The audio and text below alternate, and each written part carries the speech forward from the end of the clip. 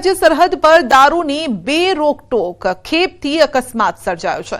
અરવલ્લીના ભિલોડામાં દારૂની બેરોકટોક ખેપથી અકસ્માત। કોથળામાં દારૂ ભરી હેરાફેરી કરતા સમયે બુટલેગરે અકસ્માત સર્જ્યો। સામેથી આવતી બાઇકને ટક્કર મારતા ચાલક ઘાયલ થયો।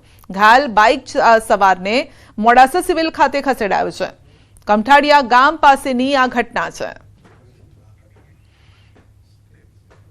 અમદાવાદના બોડકદેવમાં એસએમસીના દરોડા ઈ સિગારેટનો જથ્થો ઝડપી પડાયો છે।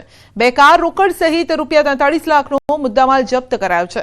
રાજપથ ક્લબ નજીકથી ઈ સિગારેટનો જથ્થો ઝડપી પડાયો છે। રોકડ ₹4,24,000 પણ જપ્ત કરાયા છે। મનન પટેલ અને મોહિત વિશ્વકર્મા નામના 2 આરોપીની ધરપકડ કરાઈને 1 આરોપી ફરાર છે। અમેરિકાએ ભારત પર 26% ડિસ્કાઉન્ટેડ રેસિપ્રોકલ ટેરિફ લાદવાની જાહેરાત કરી છે અને ભારતમાં ટેરિફ વધારાથી ટેક્સટાઇલ અને ઝવેરાત ક્ષેત્ર પર સૌથી ગંભીર અસર થશે।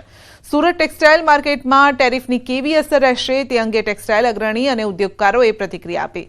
સુરત ટેક્સટાઇલ માર્કેટ પર ટેરિફની થોડી અસર જરૂર થશે। का एक्सपोर्ट बहुत कम है और हम ज़्यादातर जो प्रोडक्शन है वो डोमेस्टिक मार्केट के लिए बना रहे हैं।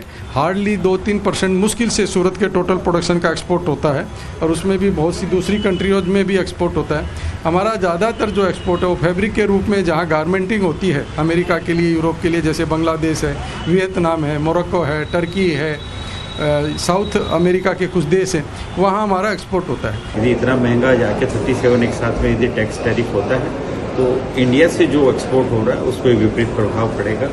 यूएस सरकार बार बार ऐसे कई कायदे चेंज कर रही है। इसके पीछे शायद उनका ये मकसद हो सकता है कि अपने घरेलू इंडस्ट्री को, अपने अमेरिका में इंडस्ट्री को डेवलप करना उनका उद्देश्य हो या अलग कोई रणनीति हो।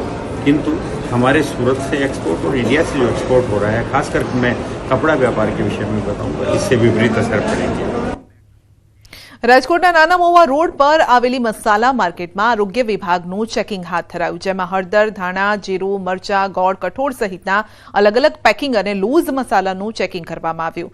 હાલમાં મસાલાની સિઝન ચાલી રહી છે અને તેવામાં તપાસ હાથ ધરાઈ। આરોગ્ય વિભાગના અધિકારીઓ દ્વારા અલગ અલગ વસ્તુઓનું સ્થળ પર જ ચેકિંગ કરવામાં આવ્યું છે અને તપાસ દરમિયાન રાઈ, વરિયાળી સહિતની વસ્તુઓનું પાણીમાં નાખીને ચેકિંગ કરાયું છે। ગૃહિણીઓ જાતે જ કઈ રીતે ચેકિંગ